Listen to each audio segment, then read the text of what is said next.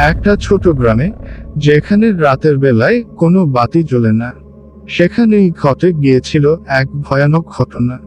গ্রামের সবাই বলে, পূর্ণিমার রাতে গ্রামের পুরানো বটগাছটার নিচে কেউ গেলে সে আর কখনো ফিরে আসে না।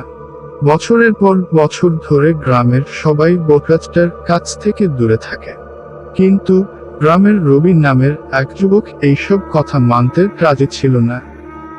সে মনে করত এগুলো সবই গ্রামের বুড়োদের কুসংস্কার। একদিন পূর্ণিমার রাতে সাহসের পরিচয় দিতে রবি ঠিক করল যে সে বটগাছের নিচে যাবে। সে তার বন্ধুদের বলল, আমি দেখাবো যে এসব কিছুই নয়, আমি গিয়ে আসবো এবং তোমরা বুঝবে যে কোন ভূত প্রেত নেই।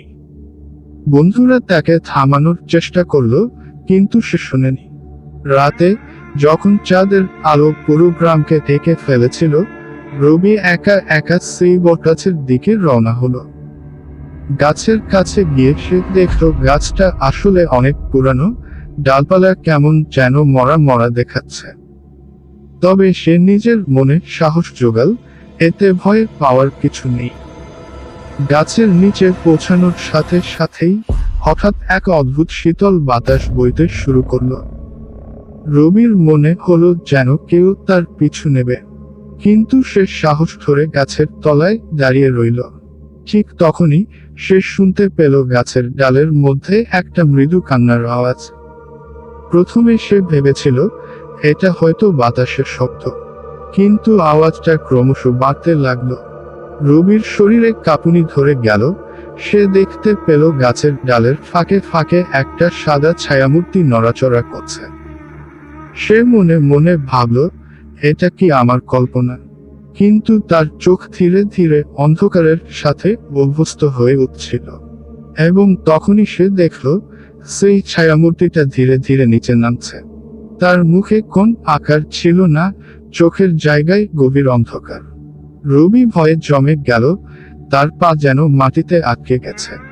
মূর্তিটা ধীরে ধীরে রবির দিকে এগিয়ে আসছিল। রবি চিৎকার করতে চেষ্টা করল, কিন্তু গলায় যেন শব্দ আটকে গেল। আর যখন মূর্তিটা একেবারে তার সামনে এসে পৌঁছল, তখন হঠাৎ করেই সবকিছু থেমে গেল।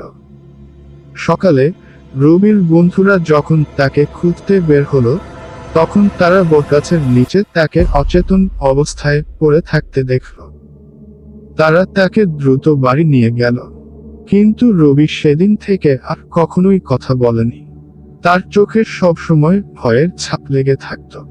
গ্রামের মানুষজন বলতো, রবি যে মূর্তিটাকে দেখেছিল সেটা বটগাছের অভিশপ্ত আত্মা।